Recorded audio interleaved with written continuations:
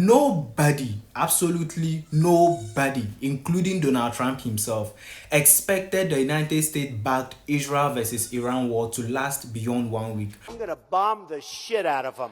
It's true. I don't care. I don't care.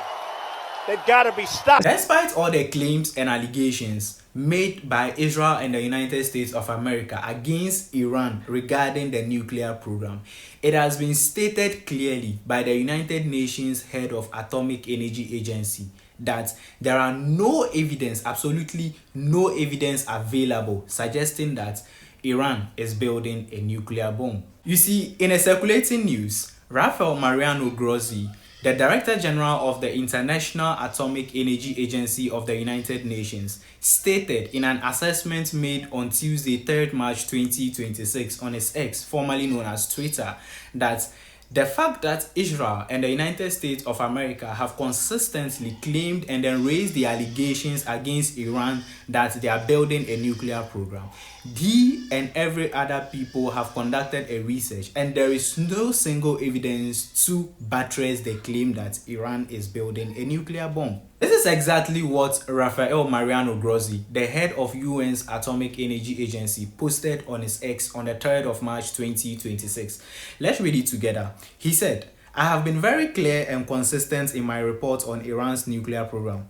While there has been no evidence of Iran building a nuclear bomb, its large stockpile of near weapons grade enriched uranium and refusal to grant my inspectors full access are cause for serious concern." Unquote. So now, you've heard it for yourself. Even the United Nations say there is no evidence that Iran is building a nuclear program.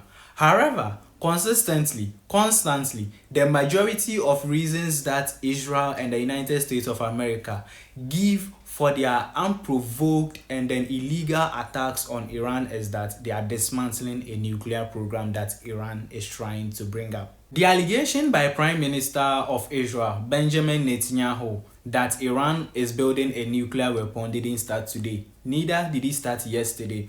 It has been there for over a decade or more. You see, in 1970-something, this man came and said that Iran is closer to owning a nuclear weapon. The specific year and time he gave elapsed and Iran still don't have it. Iran will be capable of producing alone, without importing anything, nuclear bombs within 3 to 5 decades. Ladies and gentlemen, time is running out. He gave another, Iran still don't have it. Bomb. Iran is gearing up to produce 25 bombs, atomic bombs a year, 250 bombs in a day. They're very close. They're 6 months away from being about 90% of having the enriched uranium for an atom to do it. Iran is so dangerous. Weeks away from having the fissile material for an entire arsenal of nuclear bombs. They have the wherewithal, the stored up, preserved knowledge to make a bomb very quickly if they wanted. He gave another, Iran still don't have it. Till date, 2026, Iran still do not have nuclear weapon. At least there is no evidence anywhere that Iran has a nuclear weapon. Not stopped. Iran could produce a nuclear weapon in a very short time. It could be a year, it could be within. Yet the United States and then Israel consistently attack this particular nation over the excuse and reason that they are dismantling a nuclear program which is being undertaken by Iran. You see, for several years and several decades, several presidents of the United States of America were trying to enter into a nuclear deal with Iran until 2015. In 2015, President Barack Obama was able to enter into the deal with Iran. This deal was simple. It was a deal to limit the nuclear capabilities of Iran. This deal was signed and sealed. Iran held their part of the deal. United States held their part of the deal until the coming of Donald Trump. I'm going to bomb the shit out of them. It's true. I don't care. I don't care. They've got to be stopped. You see, in 2018, during his first term in office, Donald Trump, one way or the other, did something to cancel the deal that was held between Iran and the United States of America.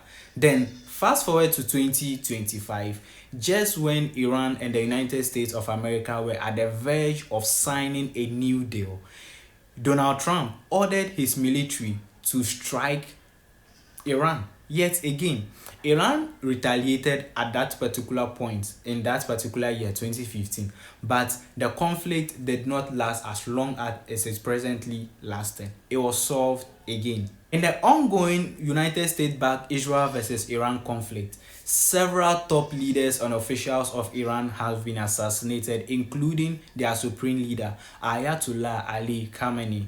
However, his son has been replaced as the Ayatollah or supreme leader of Iran, despite several other officials and leaders are still being assassinated by the United States and then Israel. You see, in the ongoing attacks again, the United States and Israel have targeted several hospitals, school and residential buildings in Iran. For this reason, a lot of civilian lives have been lost, hundreds of them including women and children. For the United States of America, the precise and accurate number of soldiers who have died in this ongoing war is not known, because according to some sources, more than 200 military personnel belonging to the United States military have lost their life in this war.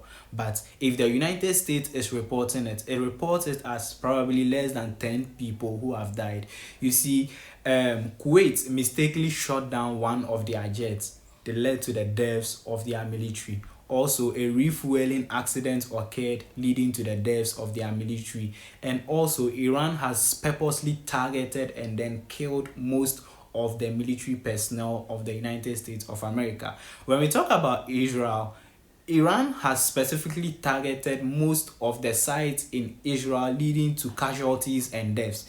This particular ongoing war is suppressing the economy globally, because the Strait of Hormuz, where many ships carrying oil and diesel passes, have been closed by Iran. Only in friendly countries are able to pass. Enemy countries are not allowed to pass. At first, Trump seemed adamant, he didn't care, but now he's begging several leaders to come together so they can forcefully open the Strait of Hormuz.